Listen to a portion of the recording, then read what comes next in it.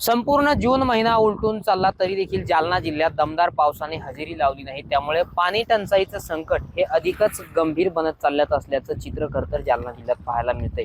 आपण जर पाहिलं तर जालना जिल्ह्यातील एकूण 67 लघु मध्यम प्रकल्पातील पाणी साठ्याची जी आकडेवारी आहे ती अत्यंत चिंताजनक असल्याचं समोर आलेलं आहे।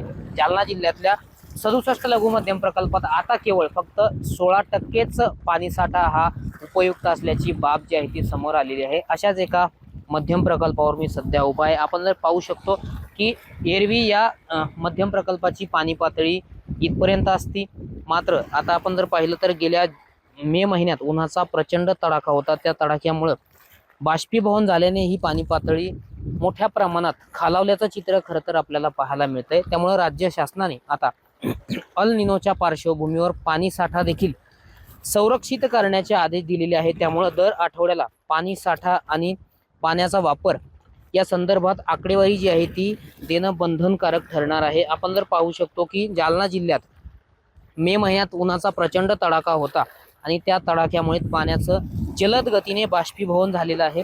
आपण पाहू शकतो की या लघु मध्यम प्रकल्पावर सुद्धा मी उभा आहे आणि या मध्यम प्रकल्पाची सुद्धा पाणी पातळी अत्यंत झपाट्याने खालावत असल्याचं चित्र खरं तर आपल्याला पाहायला मिळतंय।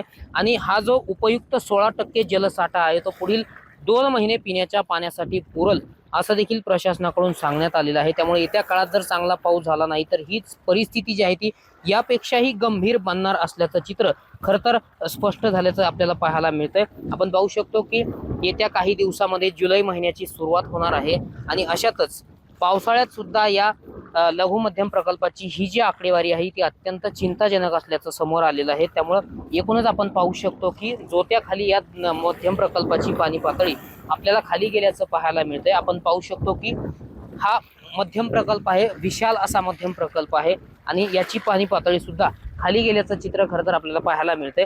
आपण जर पाहू शकतो की येत्या काळामध्ये अधिक पाऊस झाला नाही तर हेच संकट अधिक गंभीर बनणार असल्याचं चित्र पाहायला मिळतंय। रामनाथ ढाकणे, TV9 मराठी, जालना।